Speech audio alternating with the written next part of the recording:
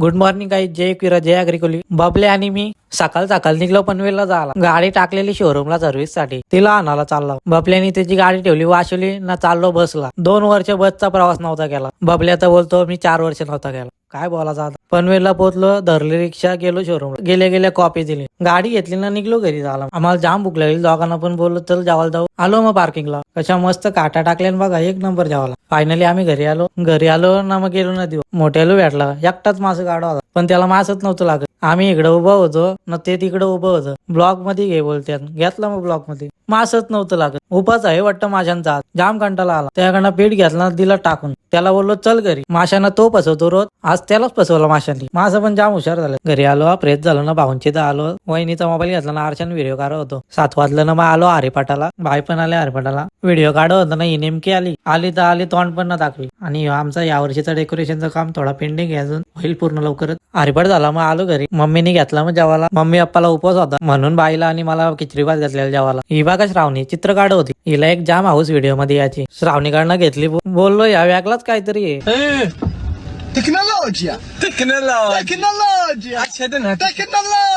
चित्र काढलं मग आलो डेकोरेशनचं काम करायला. ही लाइटिंग बघा कसं आहे चक्र. आणि गाईज कशी वाटली व्हिडिओ नक्की कमेंट करून सांगा. भेटू नेक्स्ट मिनी ब्लॉग मध्ये. बाय.